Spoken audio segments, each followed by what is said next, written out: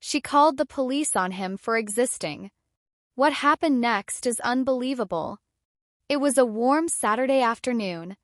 David Miller was sitting on a park bench, enjoying his lunch during a break from work. He had a sandwich in one hand, his phone in the other, and a peaceful moment to himself. Children played nearby. Joggers passed along the trail. It was an ordinary day until it wasn't. A woman walked by and stared at him. She circled the park, glancing his way again and again.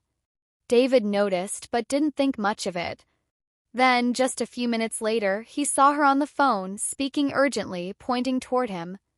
Moments later, a police car pulled up. 2 officers stepped out and approached him. "Sir, we got a call about a suspicious person here," one officer said. David blinked. "Suspicious? I'm just sitting here, eating my lunch." The officers exchanged glances. "We need to see some ID." David asked calmly, "Why?" "What did I do?" But the answer was the same. "You fit the description." "We just need to check." David handed over his ID. He was polite, careful, because he knew what could happen if he wasn't. The officers ran his name. Clean record. Nothing unusual. They looked at each other again, then finally said, "All right. You're good to go." They left. But the woman who had called was still standing nearby. She smirked as the officers drove away. David walked home in silence, anger boiling inside him. He had been sitting in a public park eating lunch, something everyone has a right to do. But because of his skin color, someone decided he didn't belong. Someone decided he was a threat simply for existing. The story doesn't end there. A bystander who saw the entire interaction had recorded it. They posted the video online and it spread quickly. People were outraged. They saw how calm David had been, how baseless the call was, how easily things could have escalated. This wasn't an isolated incident. In recent years, countless similar stories have made headlines. A woman called the police on a black family having a barbecue. Another called on a man who was bird watching in a public park. Yet another called on children selling water outside their apartment building.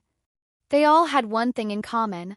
The callers decided that black people simply being present was suspicious. These situations may seem minor to some, but they are far from harmless. Every unnecessary call to the police puts someone's life at risk. Feeds into a system where innocent people can end up arrested, harassed, or worse, all because of someone else's fear or prejudice. David later spoke about the experience. He said he wasn't surprised. He'd learned long ago that no matter how polite, calm, or law-abiding he was, there would always be people who saw him as dangerous before they saw him as human. The video sparked conversations online.